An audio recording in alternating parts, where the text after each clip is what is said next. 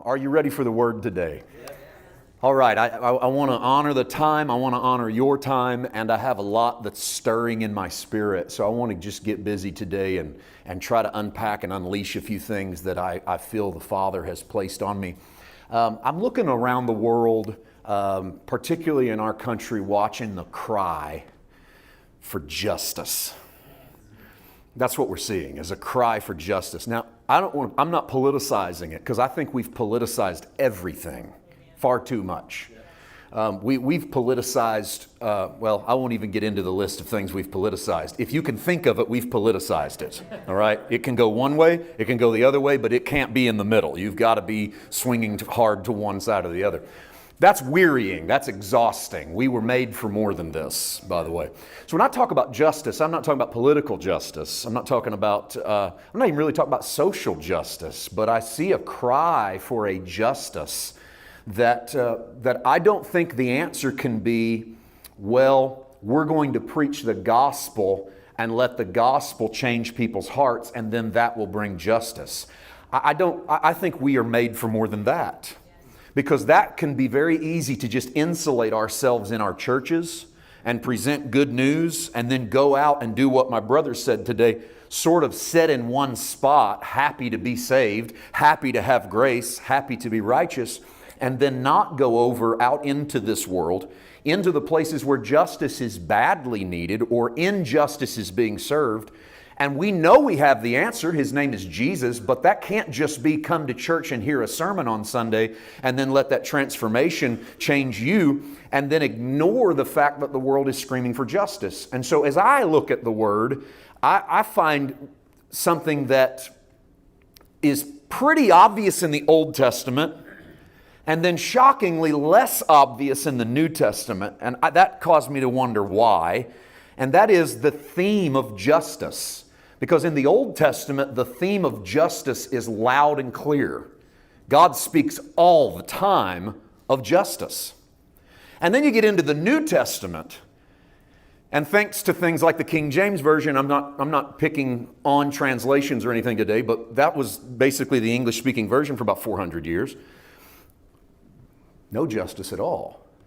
In fact, the word justice does not appear in the English translation of, especially the oldest English translation of the Bible, in the New Testament. Matthew to Revelation, not a single reference to justice, which is bizarre because it's a term that is pounded in the Old Testament, literally the word and the theme, and then the New Testament, no. But you can never watch Jesus and not see justice. So as you watch Jesus work, you see a just man on the earth, a justified man on the earth, but a man full of justice on the earth. And you see him with the marginalized and the oppressed and the poor and the downtrodden. And you don't see him adding to their burden, you see him lifting their burden. That's justice. So while the word isn't there in our English translation, the spirit of it, the theme of it, is alive and well.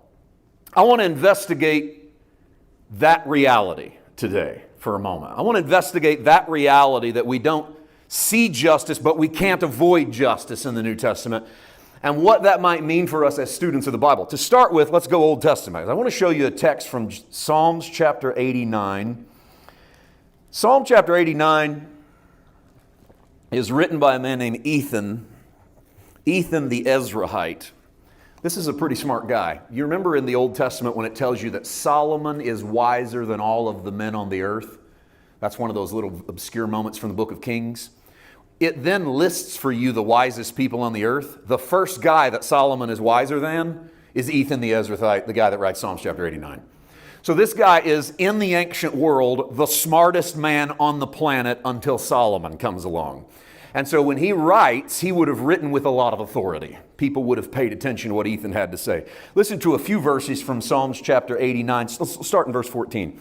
Righteousness and justice are the foundation of your throne. I want you to keep that in the forefront of your mind right out of the gate. Righteousness and justice are the foundation of your throne. The your is God.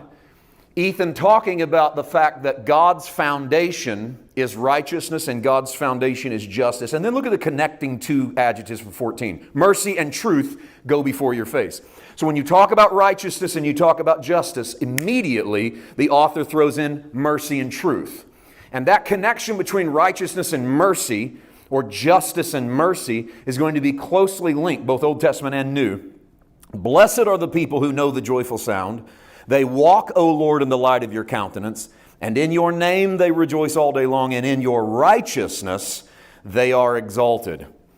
Now, what's interesting in the Old Testament, and I don't want to insult anyone's intelligence today, I just want to make sure we all are on the same page. The Old Testament's Hebrew, the New Testament's Greek, but we read them in English, and therefore we're going to miss a lot of the color behind the words. We're going to miss a lot of the meanings.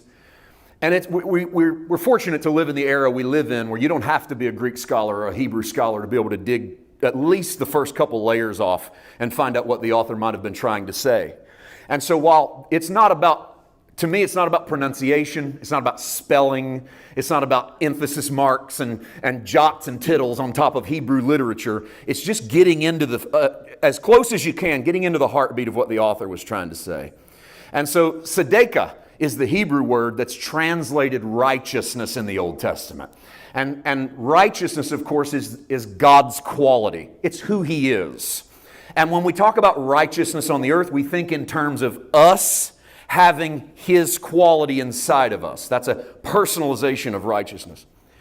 The interesting thing is that in the Old Testament, tzedekah is translated righteousness, but it is also translated justice. The Hebrew word for righteousness is the exact same word as the Hebrew word for justice. The first verse that we read said, righteousness and justice are the foundation of your throne. Technically, in the Hebrew, it's justice and judgment are the foundation of your throne. You give forth justice in your judgments, and that's how you rule. So whatever God does to judge, God does from a place of justice. When you think of it in the Hebrew term, tzedekah, righteousness, justice, just realize that it was literally up to the translator. So when the translator comes along the word tzedekah, he can write into English the word righteousness if the translator felt that what was being portrayed was the quality of God's holiness. But if the translator felt like what was being portrayed was the quality of God's judgment or justice, they would drop the word justice. So you'll read through the Old Testament and you'll see righteousness in some places and you'll see justice in other places. Interestingly enough, the Greek word dikasune is the Greek word for righteousness. Dikasune, the quality of who God is. We are the righteousness of God in Christ. When we say that, what we're saying is we are the dikasune of God in Christ. We are the very quality of God in Jesus Christ. Would you like to know what the Greek word for justice is? Dikasune. It's the exact same word.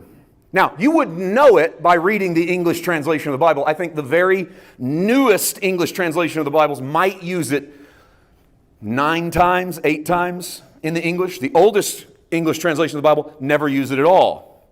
Now, that gets someone who likes to assume he's somewhat of a Bible student to at least really start wrestling with big ideas. Which is, why is it that in the Old Testament I hear about righteousness and I hear about judgment? When I get to the New Testament, I only hear about righteousness.